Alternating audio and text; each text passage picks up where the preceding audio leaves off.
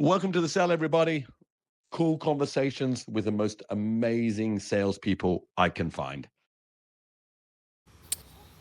Everybody, welcome back to the Cell. As I say, talking to the coolest salespeople on the planet, which I love to do. And someone I've got to know over the last couple of years as I've done the sales movement is Natalia in Singapore. Natalia, how are you? Hey guys, good afternoon. Nice to see you. We have found that we have a lot of shared interests: sales, endurance sports, being on LinkedIn. There's a whole range of stuff, right? Right? Actually, I remember I met you on LinkedIn. I think you connected with me at some point, and then kind of like the whole connection started. So I started to follow your posts, commenting, join the sales movement. I think I was one of the first one to join the sales movement, and I was following along. Absolutely. And you have, and we'll talk about this, you have thrown yourself in the deep end of learning about sales and fractional and getting your brand out there, right? I did. Why don't we start at the beginning? Well, not right at the beginning. You did 24 years at Intel.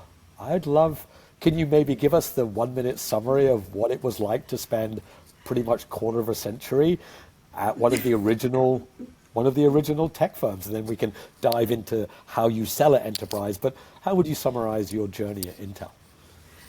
I would say it was bumpy, right? So like you really have to learn how to navigate through the big corporation. Obviously, it doesn't happen straight away. You make a few of mistakes, but then again, I started back in Moscow in Russia.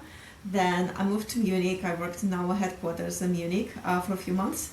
Then I moved to London, UK, so I shifted from consumer sales, selling notebooks, like notebooks with embedded WiMAX, something like that.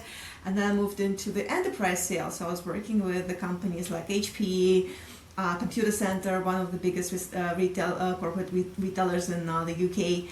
And then I started to work with HSBC, Barclays, London Stock Exchange. So it was really like a full journey from consumer to selling to enterprise customers and then selling to big Fortune 500 companies, and that was a lot of fun. Let's start at the beginning. When you said you were selling to consumer, like literally selling computers? That was actually fun, yes, because I worked in this team who was managing the MNCs like Acer, Sony, Asus, and others. But we also did things like retail kind of sales when everybody from the sales team was invited into the retail store, and you had to go and sell things to the customers. Oh my God. Really, you got the target, and you had to sell like 5 or 10 notebooks just like for random people in the retail store, and that was a lot of fun. Where was that? In Russia, in Munich, in London? Where was that? It was back in Moscow. So there was we've done this retail days like a few times, and it was really like a new experience in the sense that you are not just sitting in front of your notebook, or you just don't go and see people you know and like. It's really people that you see first time in your life. You try to overcome their objections, and like they might not be willing to buy the stuff that you have because they want to buy cheaper or different or whatever, and you have to find a way to persuade them that actually that's the right thing to do. It is. I think that retail sales is very different, right? Because it's not the big enterprise relationship sales cycle. It's right there in the moment. It is, yeah. And again, kind of like we, over the years, again, like I started in the marketing, then I moved into consumer sales. I have been leading the effort of embedded WiMAX notebooks in Russia in 2009, I think it was. So basically, it was the predecessor of the 4G and LTE. So that was the technology that Intel introduced in several countries. Russia was actually one of the countries where they had the frequency to have the embedded WiMAX. And we managed to sell 700,000 notebooks with embedded WiMAX, which was like $30 more than the traditional notebook price in the year following the crisis. 700,000? 700,000 notebooks, yes. What? So hold on, wait. Natalia? You should have that on the front of your LinkedIn, right? I helped sell 700,000 notebooks. Well, it was not all my execution, of course. Of That course. was the team, right? So like I was working with the OEM partner, I was working with the telecom operator, I was working like with the retail providers, right? So obviously it was a huge effort. I had to work with our team in Israel, like to get the technology going, like to do all the testing and everything, right? So like it was really huge effort, but that was fun. Yeah, it was 700,000 notebooks. In the US, they only sold something like 150. What, and as you said, that was after the crisis, 2008, 2009.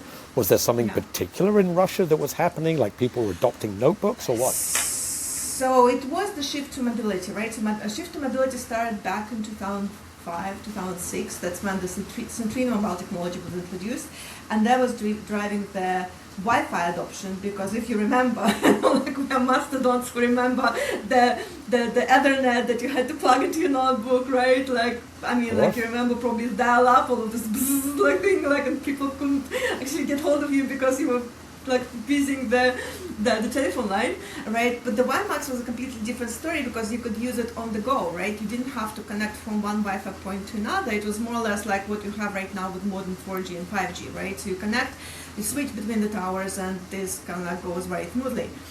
In Russia, it was Russia, part of the US, and one more country. I forgot which one more country had the same setup with the frequencies, right? But it was really the limitation that it was not available in Europe, it was not available in the UK, it was literally like available in 3 or 4 countries, and we just went on with it. Yep. That must have been a pretty good feeling that year when sales were like rocketing up. Yes. I mean, we didn't make it to 1 million because 1 million was the goal. We didn't make it to 1 million, but that was a good achievement anyways. Funny enough, I didn't get promotion for that specific achievement, but I got it next year. Isn't it crazy that you outsold America by what, 4 or 5 times, but you still didn't hit target? That's always the case in enterprise, right? The target is always that little bit further above. That was actually, I think, right, it was a bit of a contribution of different factors, right? So first, the US didn't believe that we can do that, right? So like obviously when we started showing that the ramp is happening, like there was a lot of support given, but you know, you have to give support at the right time to make things work.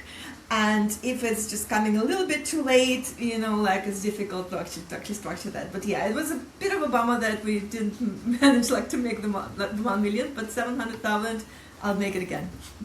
I'm sure you will. I'm sure you will. Before we move on to the part where you start doing enterprise sales, because I'd love to hear your experience there. You're originally from Russia, selling in Russia. You've now sold all over the world, in Europe and in Asia. Is there any like 1 or 2 clear differentials about selling in Russia that you would say selling in other parts of the world that stand out, or is sales just sales? Well, again, it was many years ago. I left it 16 years ago for a very good reason, I guess. So I would say back in time, it was all retail. Again, it was like consumer sales, right? So I didn't do the enterprise sales back then, right? So in the consumer sales, it was more about that you have to have this right collaboration of with retailers. Obviously, there were 2 big retail chains in Russia which were working like across the whole country, which is like 9 hours of flight, if you can imagine, just like the distance, Crazy.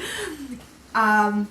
Then there were some specialized retailers, right? So like you had to have people who are more skillful in kind of like in positioning the kind of like the digital requirements for the customers. Retail cycle is always focused on the seasons. So you have Christmas, you have back to school, and you have spring refresh, right? So these are like mainly you live around these 3 main milestones, right? So you prepare the lineup and the marketing funds and the self campaigns around spring, back to school, and Christmas. So you have like 3 seasons in the sales. But yeah, it was weird. It was weird because like you always have to have this kind of like millions of units sold, like thing like that. It was just like it felt bizarre. It does. Yeah, I'm going to go to work and sell 1 million laptops. Like what? And so Yeah. when you moved into enterprise, what were the main things that you found? Because I'd like to later on talk about, you were the global account director for HSBC, which must have been a super interesting position. But as you got into enterprise, was the transition pretty straightforward for you, or being an Intel, a massive company, as you got into enterprise sales, what were the kind of challenges? So first of all, it was the lateral move from one country to another, and again, like when you move within the company, the culture stays the same, right? So like Sure. obviously there will be some cultural differences, and the UK is completely different in terms of culture from the UK, from Russia and from Germany. But you got like, you know, things, right? So like you don't have this leap into the unknown because you already know all of the tools, everything is working, you get support, like you get onboarding, etc. For me, I was quite lucky because again, it was not a full transition into a completely new world, because I kind of shifted from the consumer notebooks into the enterprise notebooks and desktop plus the server products, right? And obviously I really had to ramp a lot about servers. I had no idea like what the enterprise grade server is, right? There was like new things like the HPC platforms, and like you really have to learn a lot. Then again, like I was working with the server and desktop and notebook OEM, which is HP. I was working with corporate resellers like Computer Center, Holt and Avatar in Netherlands and others. But again, like you kind of like you work with them to build a channel that goes then to the customers, right? So it could be the small and medium business customers, it could be large enterprises like BSkyB and others. And then afterwards, I actually shifted to working with the end users like HSBC and Barclays and London Stock Exchange. And that was a completely different story because again, you are in the middle of like many things that you have to care about because you have the direction from the headquarters, right? You have the directions from the financial services team, but then you also have to keep consideration about your customer, right? So like what the customer needs. So one of the most important things that I did when I just joined the account on HSBC, I just went through the investor relations document for several years just to see how they were transforming. Because again, some people think that, well, investor relations is just some boring stuff that investors need and like you get the stocks and everything, but you can actually find a lot of information there about what is the company, like how they are progressing, what is their goals for the next year, like next 5 years, how they outline that. And then you can build your strategy and you can integrate the decision that your company brings to you saying, hey, we want to sell them this stuff. Like, no, actually they're interested in that things, right? So you have to focus on that things as well, right? So that really helps a lot. I really, honestly, Natalia, just again, salespeople listen to this.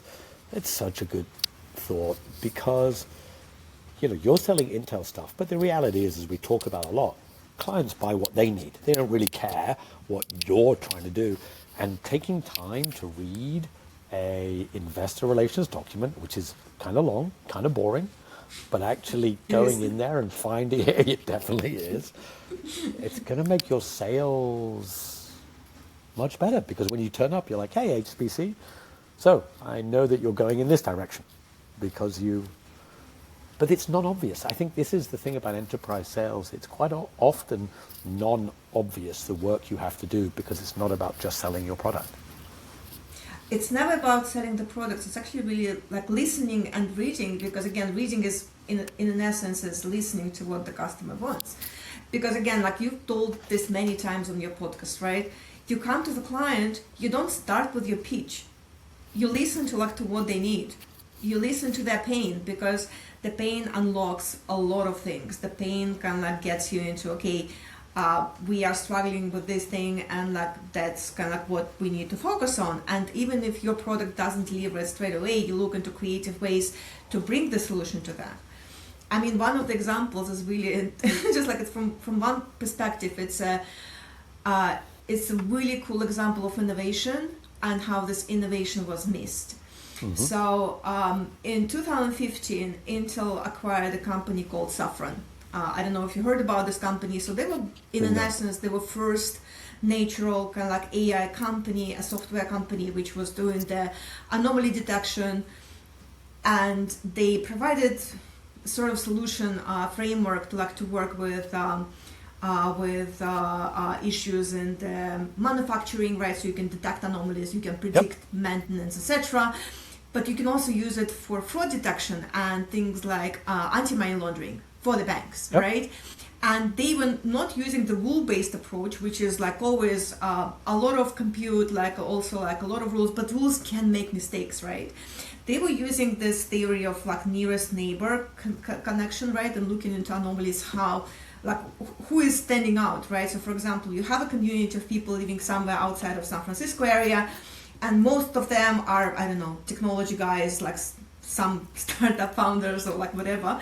And then there is one lawyer or like one doctor who has exactly the same like car, everything, like the lifestyle, but he just stands out. Like, what is wrong with him, right? And again, like you can actually make things out of that decision, saying like it's not about the group of people, right? So it's really about the anomaly which stands out. Like maybe we should look into this, right? And again, it was a cool solution. We managed like to get this to the customer, and everybody loved it. But unfortunately, the decision was made not to productize it towards the customer use, and we lost this. It was really sad thing. And then like Intel absorbed it in a way like within the company, so we couldn't really offer this to the customer. What did it say? Because when you describe it, particularly given the time, 2015, sounds like a product that would sell. Was it a sales problem? Or?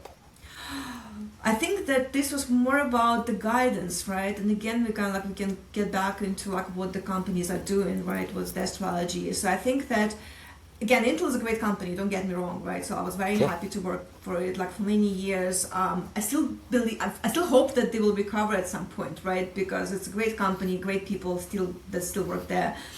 But I think that they completely missed the scope of the AI revolution, right? In 2016, 2017, Xeon sales were growing, and everybody was like, wow, we need to get this into data center, everybody needs compute, we just get on this whole cloud journey and everything. So everybody was just like booming about that.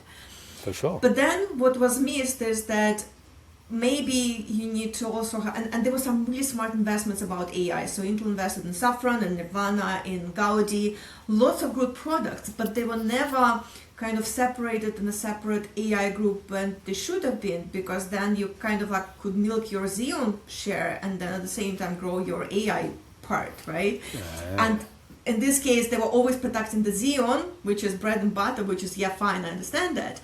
But you kind of like cannibalize all of the great things like Saffron and others, right? And you just don't make sales on that. And again, the problem was that Saffron Solutions, what in my opinion was probably one of the first really cool ideas for the anomaly detection and anti-money laundering and fraud detection for the banks, right? You could use it straight away. And but it's crazy, right? You say that. It seems, particularly 10 years ago, to have that fraud detection, anti-money laundering at a company like Intel with salespeople like yourself and others, you would bet on that, right? Yep. I mean, there was a saying that even if it's ridiculous, it doesn't mean it will not happen at Intel. I'm sure they didn't put that on their front cover of their decks, right? No. No. I will not tell you what HSBC stands for. Yeah, I won't. They might not like to hear that. But I think it comes to a point about enterprise sales. Enterprise sales are complex. You know, big companies are not. I love this phrase because people keep moaning about big companies have politics or whatever, and I never forget. Somebody told me this phrase: you put enough good people in a room, bad things will come out. What it means is if you have 100,000 people trying to agree on a direction, it's just really, really hard to make sure you're optimizing for the right one. And that's the challenge as salespeople. You're selling from Intel, which is complex. I mean, Natalia, you were selling from Intel, which is big and complex, to HSBC, which is even bigger and more complex. Like you must have spent most of your time trying to, I don't know, translate. Is that the right word? Like what Intel does, what HSBC wants, because they're such huge organizations. So the thing is that, again, you really need to probably, like what I was trying to do as well, right? I was really trying to uncover the business problem, right? So for example, at some point, Intel always had a very big IT organization, and again, our IT organization, they also had the team which was providing the best practices, right? So we published these best practices on the web. There were some webinars available, but what we sometimes did, we brought our IT folks just like to talk to the decision makers at our customers, because we could share with them, so here is the way we've done our private cloud, for example. Like when there was migration to the cloud, we would just bring in this as the best practice so that the customer could learn about it.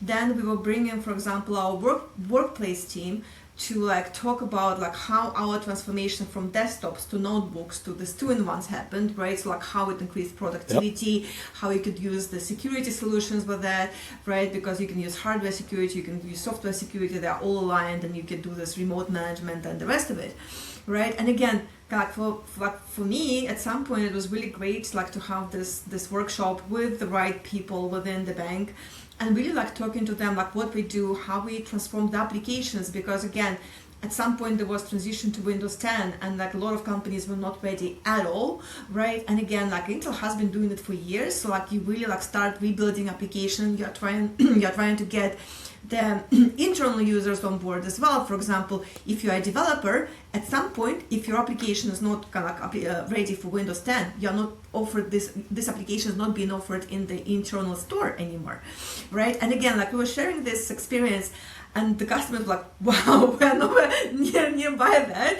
But you bring this to them, they start thinking about this, and they start bringing that to the internal decision makers as well. Wow. Your last 5 years at Intel, you were in Singapore, and I am reading from your LinkedIn, Technical Solutions Sales, FPGA Platform Strategy Lead. Like, maybe tell us what that is, because after 20 years at Intel, I mean, you must have, to me, this is where you're probably at the best of yourselves, because you really know everything there is, right? Like, you're not guessing about what's happening at Intel. You absolutely know. You've worked with HSBC. How was that experience being part of that sales strategy? So FPGA, I don't know if you're familiar with FPGAs at all. Do you know the F word? This F word. Okay, so FPGAs is field programmable gate arrays. So if you look into the modern CPU architecture, that's ASIC, right? So like you have the hardware, and then kind of like it's fixed, and then you have the software around that. FPGAs is the reprogrammable hardware. So you can actually do the hardware reprogramming, which works in many ways, right? So like you can reprogram it in the field, so that's why it's field programmable. So you can actually deploy something in the field, but then you can come back, return, do the update, do the firmware fix, do the fix of the logic, what have you. Where it's been used, it's heavily used in financial services, right? Because that's where people care about last microsecond, right? Because you really want to make sure that your strategy executes, that your network is performing the way it should be, right? And FPGAs for years were used very heavily in the financial services. Well, for people who knew how to deal with that, because programming in the hardware language is difficult, right? So like there are not so many good people around that. FPGAs were also used in different IoT and industrial applications, right? Again, some where you need to have precision, where you need to make sure that you can reprogram that in the field. Telecom operators were using that in some of the network solutions as well, right? So I have been working with partners on the genomic sequencing solution, because again, you can optimize the data flow for the application, right, for specific parts of genomic sequences. You can imagine FPGA being used in some of the IoT sensor implementations. Like I was working with a partner called Exor, and we enabled the industrial IT solution for gold mine in Australia, where we integrated our gateways into the fleet of trucks, and we could have the full end-to-end fleet management solution from the mine, the truck in the mine, all the way back to the management. You have sold some wild stuff, my God. But a question before we move on to what you're doing now and talk more about sales. You must have sold like 8-figure contracts, 9-figure, like tens of millions. hundreds of millions. You don't have to tell me the exact figure, Natalia, but like independently, you must have Eight. sold eight-figure contracts, right? Eight, yes. So one of my bigger contracts was slightly less than nine-figure contract. What? How does that feel? Good. Though I have to say that it was a weird year because I have been busy with this contract, which was like really like one of the biggest contracts in the history of UK and Europe. It was Brexit time. I had a bit of a challenge with my visa, and I got married at the same time. And also like I moved from the account executive to become the global account director for HSBC. So I have this deal finalized. This like my huge accomplishment. I'm really proud about it. And then like I'm like calling my family back in Moscow, and they're like, "Oh, you got married! This is so cool!" I'm like, "Huh?" I just sold like 9 million, almost 9-figure contract to a biggest customer, and you are saying that my biggest achievement is getting married? Like what? It was God. really quite absurd. That's hilarious. You're like, I sold that. So I have to ask the question. I mean, I don't want to discard. I don't want to say that the marriage was not important. No, it's important, and Of course. this is like really like this is important. It's just like really, it's a culture in many places where families they don't understand the importance of like course. the work and career aspirations for females. Sure. Right, and for many of us, like we really have to learn it like hard way. We really need to work through that, because not only the people in the room, right, the executives that we have to like go through, right, so like manage the sponsorships and so on and so forth, but you also have to persuade your family, people that have to be rooting for you. We have to persuade them that this is important. I want to grow like that. And Absolutely. And that's actually really sad that a lot of girls, they don't get this support. Hey, agreed, and it's good that you're showing them the way to do it. Absolutely. And a question to ask. It isn't, so selling a 9-figure contract or an 8-figure contract or a 7 or 6, 5, 4, it's not 9 times harder, is it? Right? Like you still just, it's harder. I'm sure it's harder, but people always, when I first sold my 6-figure contracts, like, oh my God, and then 7, then you realize, wait, kind of the same thing with just a bit more complexity? Or do you think differently? What do you think about selling some of the biggest contracts? Well, it was a complex deal, right? So obviously we had to have a lot of stakeholders involved. It was a portfolio deal because it was not only just the notebooks like on the CPU side, but also the SSDs, the storage devices, etc. So it's like attached, kind of like the platform attached scenario. I would say that actually sometimes it's more difficult to sell the smaller contract because people with bigger budgets, they can afford these bigger contracts. But like if it's a smaller customer and they're really very targeted on like what they can do, right? So like to persuade them, not even persuade them, to uncover their problem and then to show them that your solution can actually help to solve this problem. That's something that is tough. I think it's a great point. I think when you start in sales, you perceive, oh, it must be so hard to sell a $100,000 deal. Then you do that, you sell $1 million deal. Then you sell a $10 million.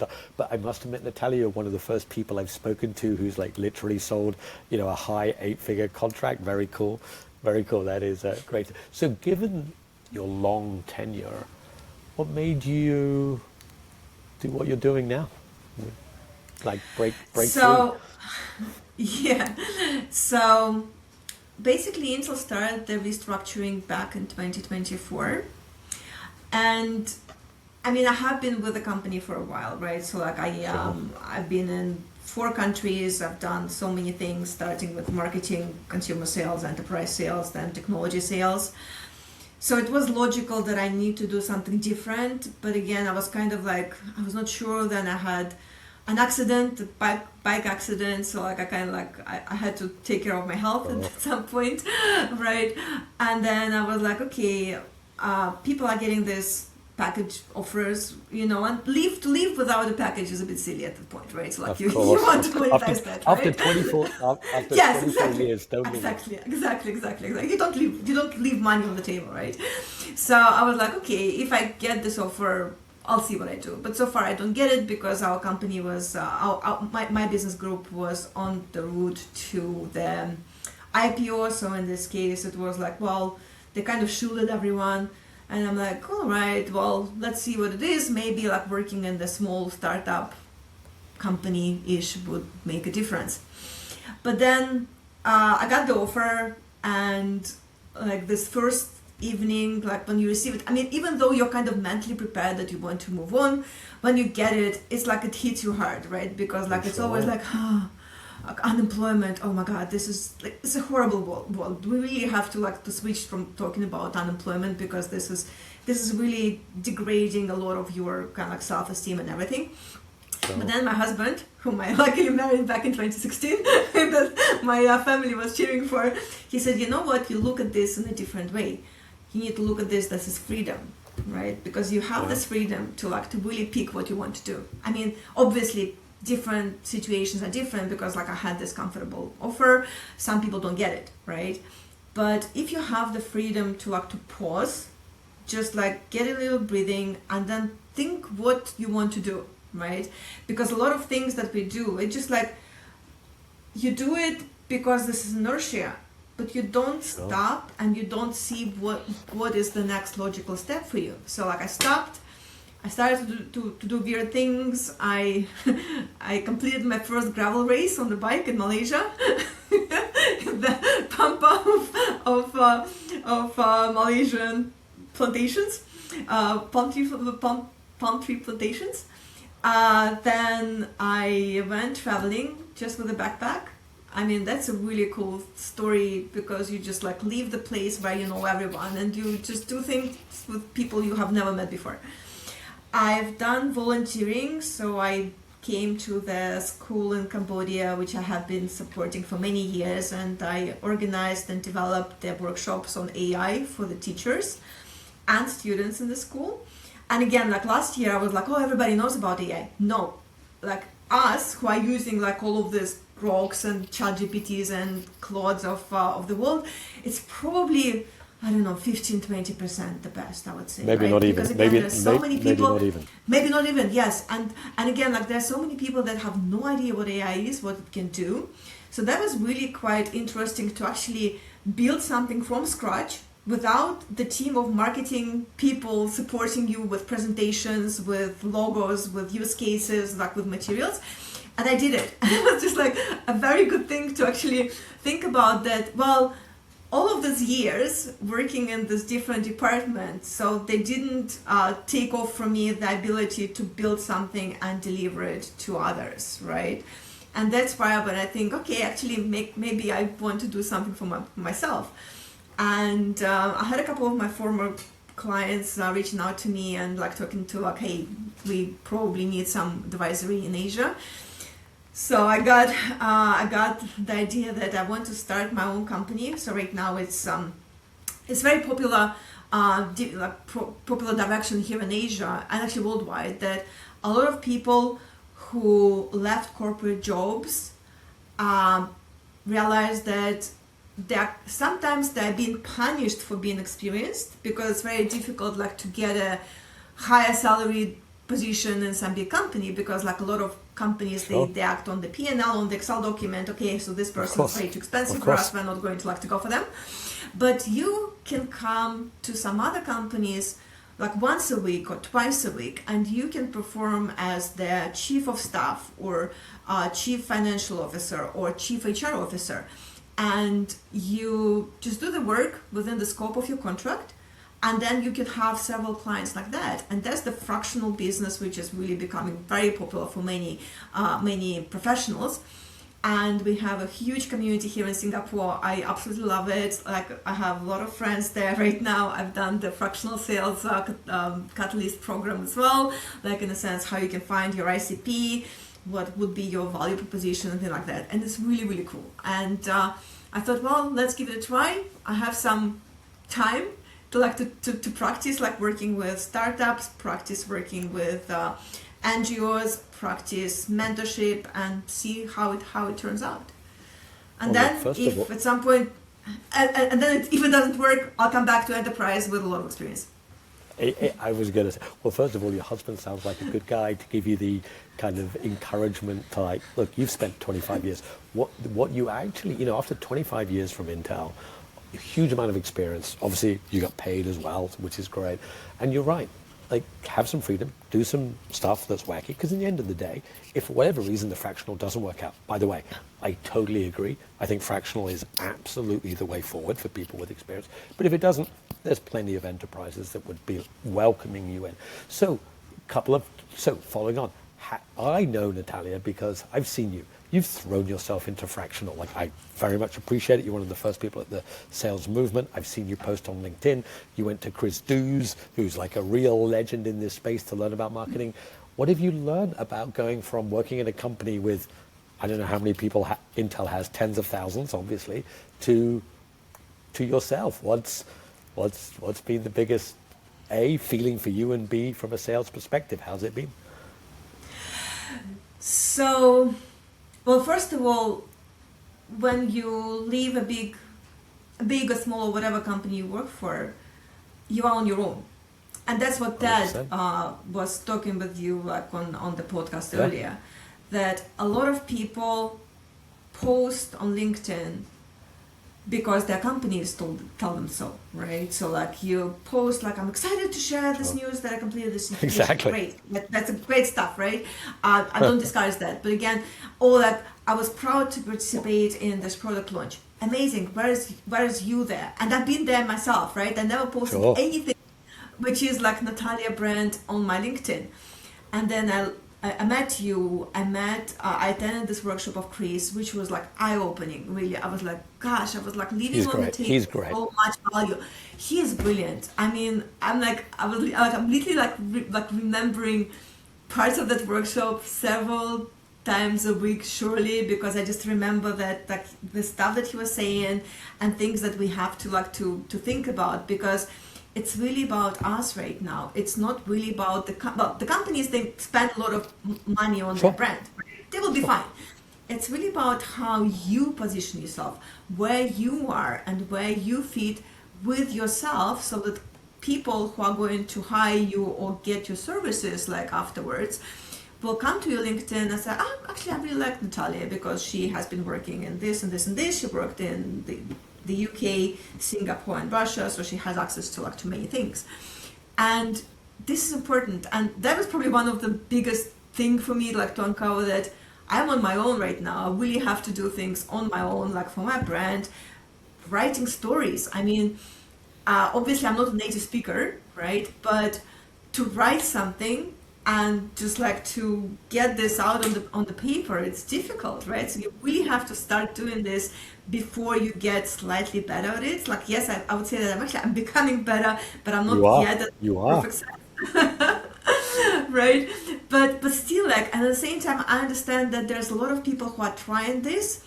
They're probably using AI in the wrong way for that. But again, like there are some pros and cons. And again, I thought about that. So when a person who doesn't know what to write about, they just go into like whatever ChatGPT, put a prompt, get the text, and they post it without editing, and that's normal because they're just starting with that. But then if you consider that if a person is a non-native speaker who is afraid of making mistakes, they will just post it not because they're idiots. They are posting that because they're unsure, and they think that this English text will be much better for them than whatever they write themselves.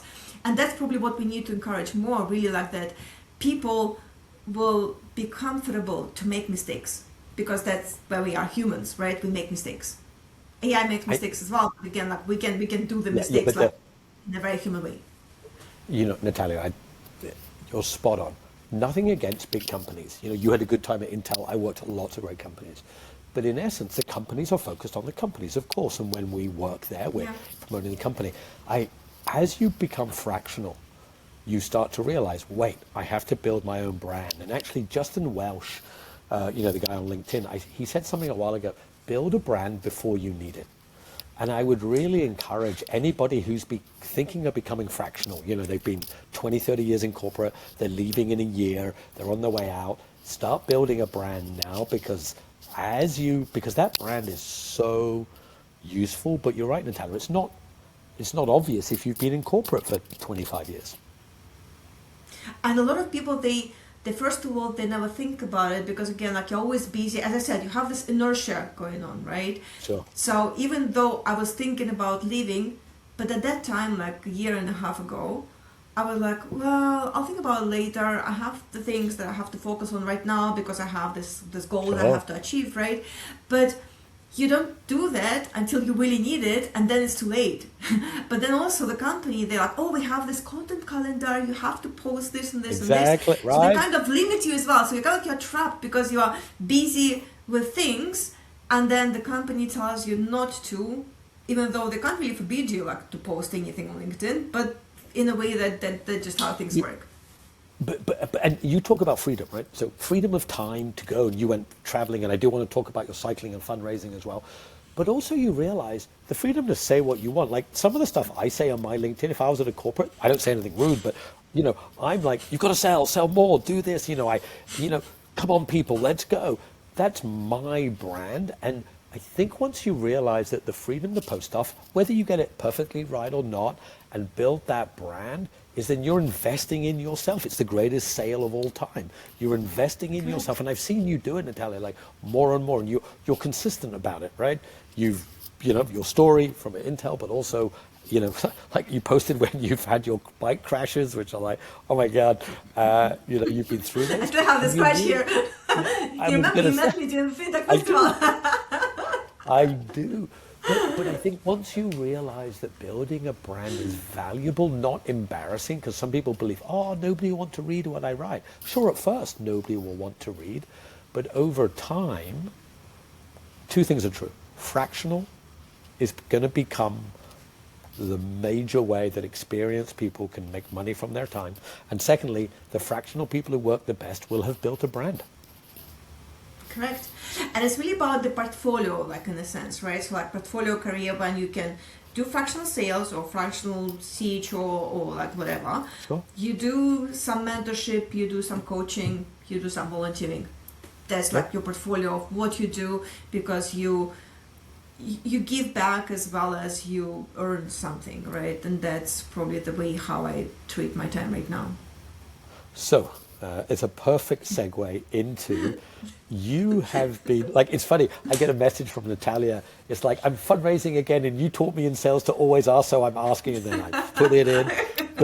But maybe two things, tell a little bit about, how you came to cycling as your fundraising, and then talk about your fundraising efforts, because that, fundraising is hard sales. Oh, it is. So first of all, I'm a COVID cyclist, right? So like, okay. I haven't been cycling until 2020. My first bike was delivered to me during the circuit breaker here in Singapore. It was the city bike, this ugly, very heavy thing with the basket in the front of the bike. I had it like for 1 month. I realized that this is rubbish. I just need to have something different. So I got my first kind of like flat bar endurance bike, Trek FX2. And I did my first Singapore RTI on that bike. RTI, for people listening around, Singapore, we live in a country small enough that we can cycle around the island, like 120K, something like that? 120K, yeah. So it's about like 5 hours, 5.5 hours, yeah. So you do the RTI, and then I had my first road bike, my first gravel bike. I participated in the race in Malaysia, in Desaru. So that was first post-COVID race, lit up Malaysia Tour de France. It was like 140 kilometers on the road. That was a lot of fun, just like to do this, but yeah, it was interesting. Wow.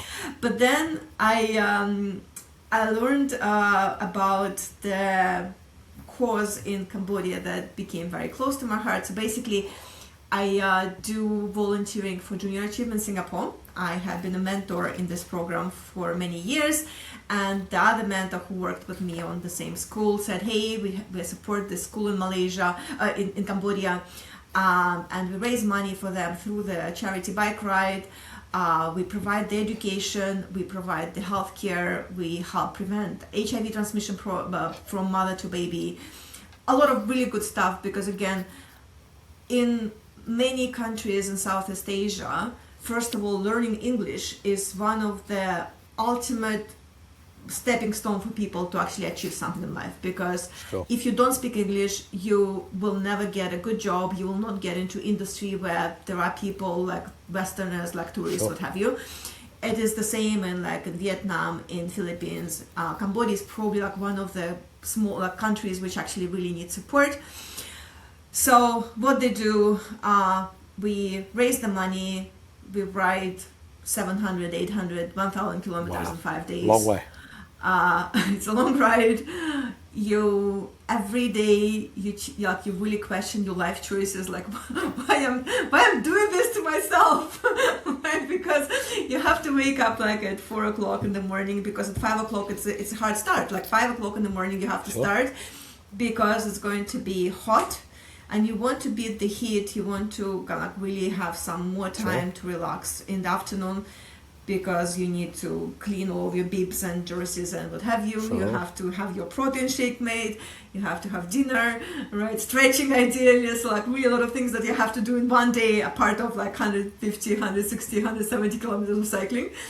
And then you finish the ride at the school. So this is probably the most heartwarming thing that happens, is when you enter the school and there are these kids and they're waving the flags and they're like, welcome, welcome. And like, first time I was like crying, I was like wailing, because I would never think that I'm such a softie, but like I was literally like wailing there, because like it's really heartwarming to see all these kids who are very grateful for the support. I spent time in the school last year. As I said, I came to do some AI teaching to the students and to the teachers, and I also went on to the tour to see some of the recipients of the donations that we have.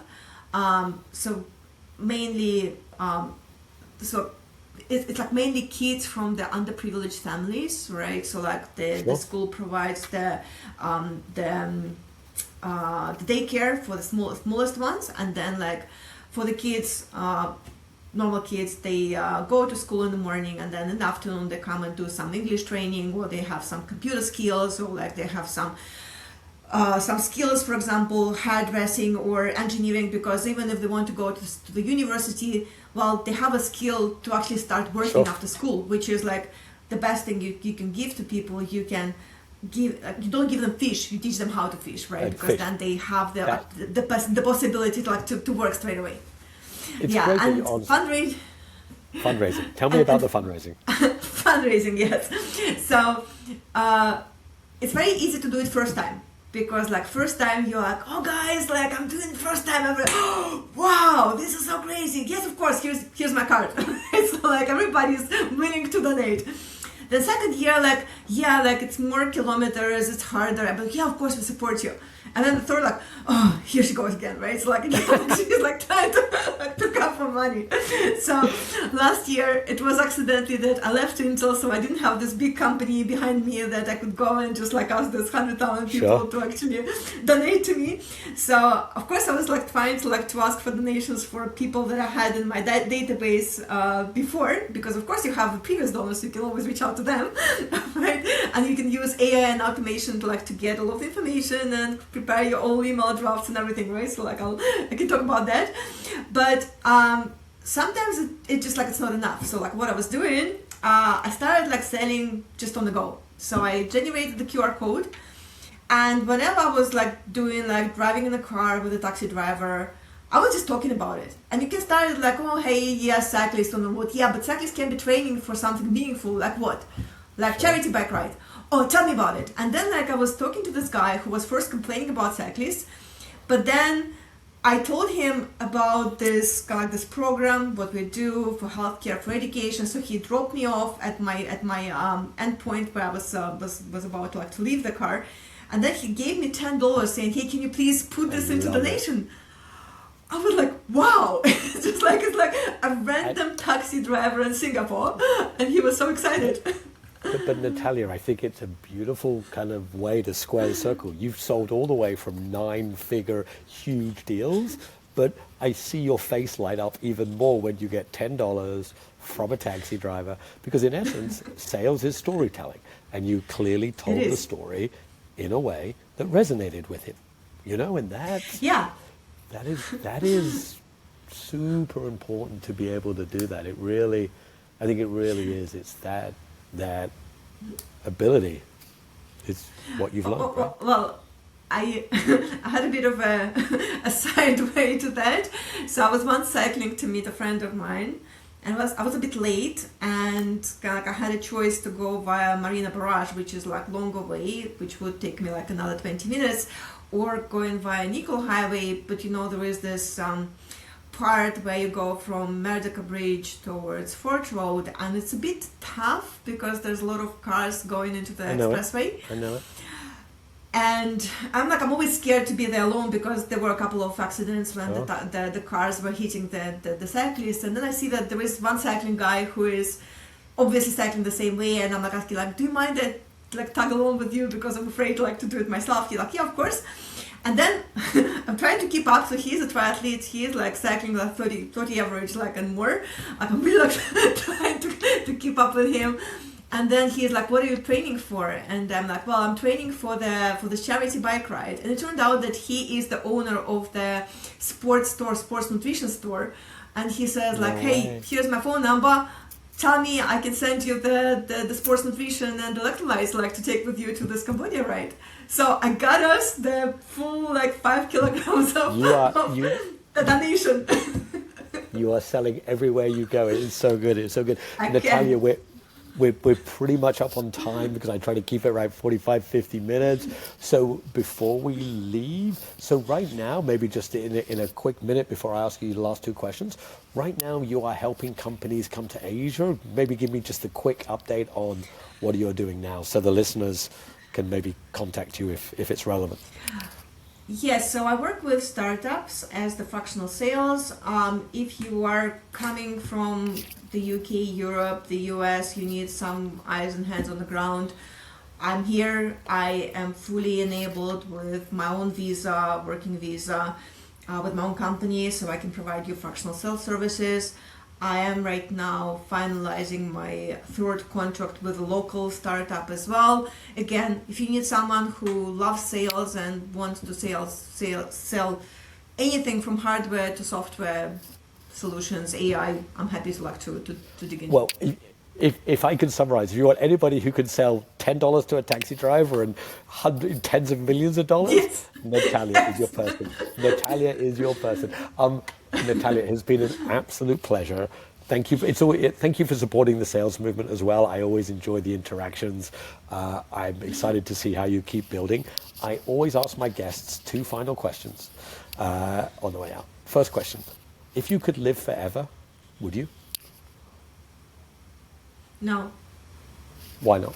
It would be pretty boring. And also, like the people I love and care about, they will be gone. Like, it will be quite a very lonely place. I don't want to. I think you're right. Okay. And Natalia, when I first asked myself that question, I was like, yes, I want to live forever. Let's go. We never stop. And then the more I've asked people that question, the more thoughtful people like you are like, there's no point. Like, what's the point if you live forever? Like, it doesn't make sense, right? Doing the same thing forever. So I think there's no right or wrong, but I think you're right. And okay, in a theoretical world, not that you live forever, but in this other make-believe world, you only get to eat one food and one food only for the rest of your life. It has no effect on your health. So you can keep cycling and be healthy and all of that, but you only get to eat one food and one food only. What food is it and why?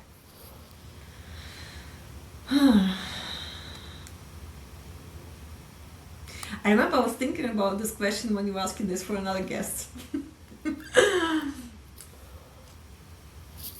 Well, if it's kind of like normal food, like hot food, so it will be, I really love the grilled fish. So like if you really give me like protein choice, Sure. it probably will be grilled fish. It's not because it's like very healthy, but I just love the taste, like dorada or something like this.